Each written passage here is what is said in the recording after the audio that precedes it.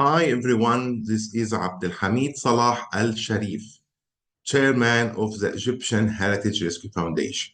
I'm so happy that I will give you this session today on first aid to cultural heritage in emergency time. Mainly, I am going to focus on case of the collection. But in order to start this session, let's know what does it mean first aid. First aid is all the immediate action taken to stabilize and reduce risks to endangered, tangible and intangible cultural heritage. Your aim of this mission is promoting its early recovery. First aider is usually non-specialized person, but it is a person who went through many trainings and simulations and practical exercise in order to get the skills of handling, stabilization, evacuation, packing, and of course, documentation of the sites and collection. The main methodology of first aid to cultural heritage, which is generated by ICROM, it contains the following steps. First thing, it's to do situation analysis in order to understand your context and answer many questions. However, you have to think always about all the needed data that you need to collect before you start your intervention. Second, it's on-site damage and risk assessment. Damage assessment, it's to record all the damage which impact the collection that you are going to save and secure. Risk assessments, it's about to anticipate what are the possible risks that might threaten your collection or your team in your intervention. Third thing, it's to do security and stabilization for the collection. And here we don't mean restoration, but actually temporary measures to stop the damage and prevent further damage that may impact your collection. And if we do these three steps in a good way, of course, we are promoting for early recovery. But please, we shouldn't forget that we must all the time do documentation during all the process, continue and ongoing risk assessment, and of course, coordination, collaboration with your team and with the stakeholders. Where, how can I communicate with the stakeholders? How can I identify the stakeholders? These are coming in the situation analysis. Situation analysis, it's about to provide important answers to the following question. When shouldn't I intervene? Where the area where I have to intervene? How can I intervene? What are the needed communication and coordination? Who should I contact first? Who will help me in this? So it's all about data collection. This data collection also will provide answers to the following questions. What are the damage that I am going to deal with? What are the risks that may impact me? What are the vulnerabilities from the side? And remember, vulnerabilities accelerate the impact of risks. And of course, I need here in this situation to identify the actors and map the relation between those actors and understand and identify the local capacities for those actors that might help me. Second step, it's about on-site damage and risk assessment. It's simply a systematic step-by-step methodology in order to inspect the site, know your site, record damage and effects of the disaster, of an event that you are going to do your intervention. It's about to assess and record all the immediate risks that may threaten your site. Comply and analyze this data in order to come up with a solution. If you do so, it means that you have a plan, and this plan will help you to do your priority. So the result of a rapid assessment It's to identify what are the most damaged and complex cases. Again, this will help you to do the priority. To identify minor to moderate cases where this collection can be secured with minimum efforts, but could become worse if no action is taken. And of course, if I know the damage, if I know the collection that I'm going to save, I will generate my list of resources that required for the entire operation, supplies, cost, and the needed experience. Also, another important outcome of this step that you identify the primary hazard. And of course, you need to record the vulnerability. If I have a clear list of the primary hazard and the vulnerabilities internally and externally, I can anticipate what can be the secondary hazard. It might be looting, it might be water damage. And of course, by doing these three steps, I will identify the exposure and the area that will be exposed more to damage. All of these items will not be enough unless I identify my capacity and identify what is the needed time. If I have these 5 points, it means that I can make my priority of action. Otherwise, the priority will not be based on a clear criteria and a clear methodology. So now you have a plan, and this plan has to include safety measures, but a real safety measure, flexible measures that really can be applied within your intervention, within your first aid mission. But be careful, you shouldn't add any obstacles or constraints in your safety measures and become like this photo.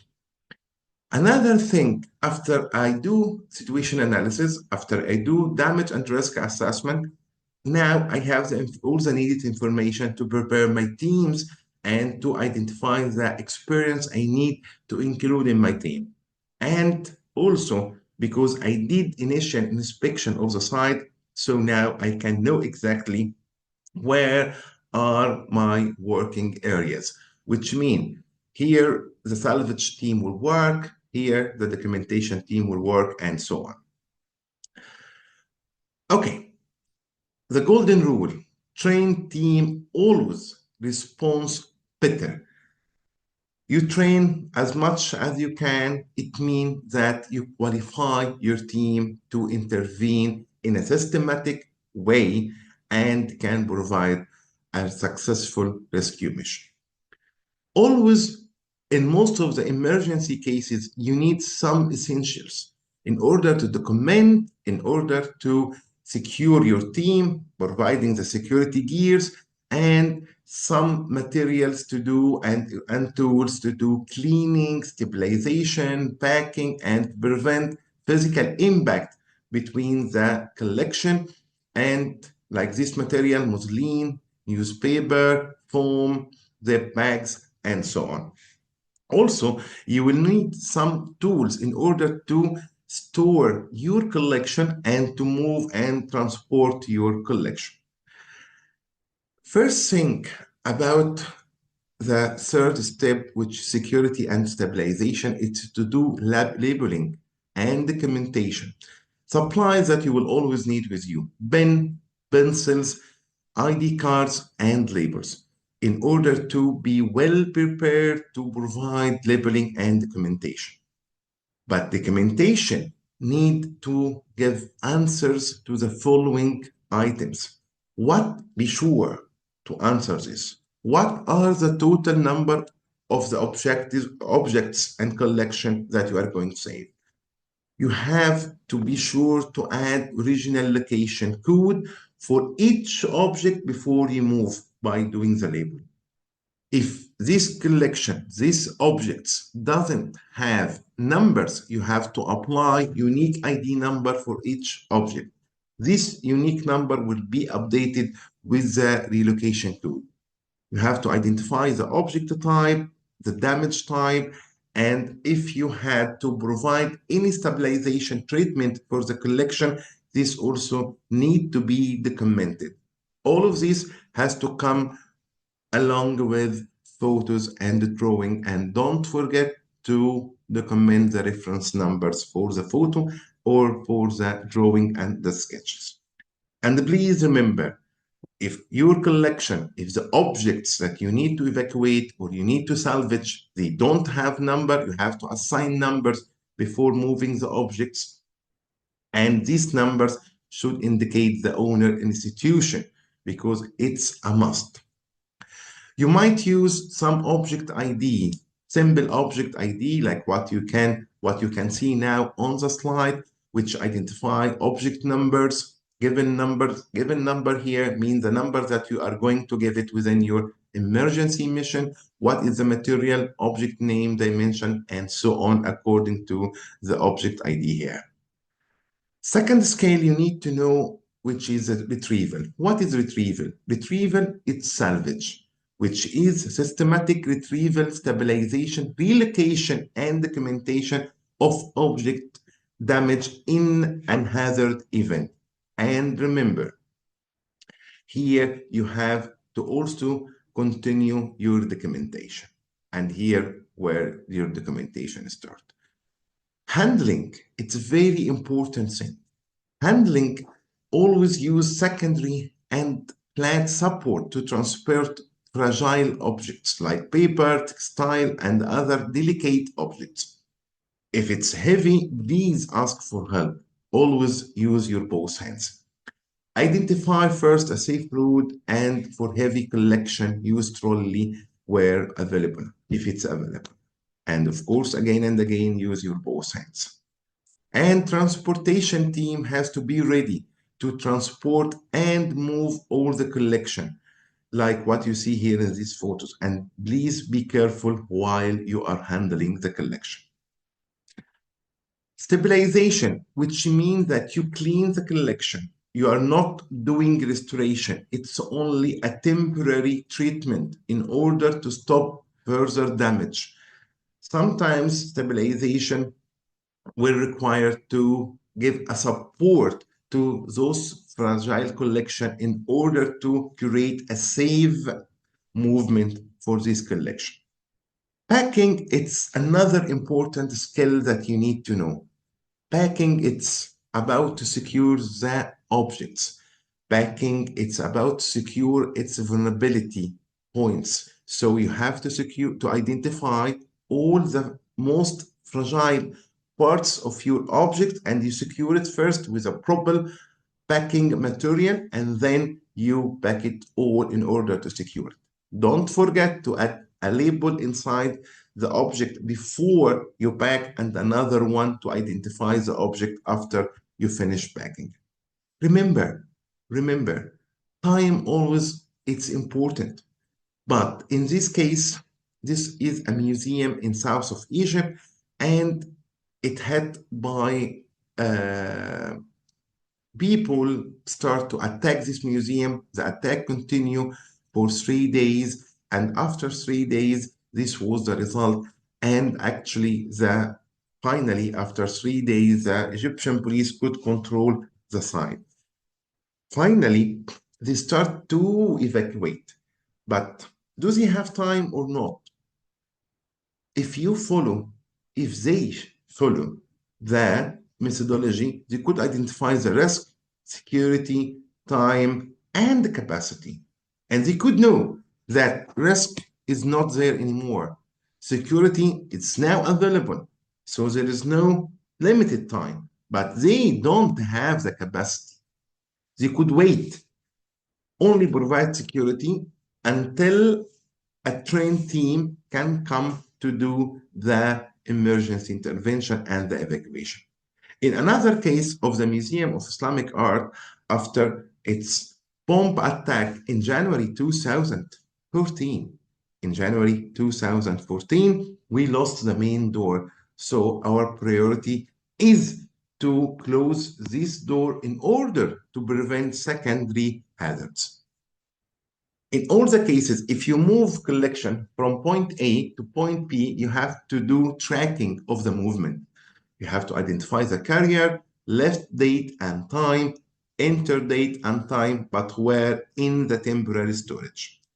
And here it comes the final thing. What is a temporary storage? A temporary storage is another secure location where you have to move your collection from unsecured location to temporary storage that have minimum requirements. First, bomb proofing. Second, secure against theft. Third, it doesn't have risk of floating, which means there is no leaks in overhead pipes. Are windows and doors sealable? It is sanitized or not? These are main requirements to your temporary storage have to include. Here, more or less, I finish the session and I will be so happy to receive your questions through the amazing organization and coordination team.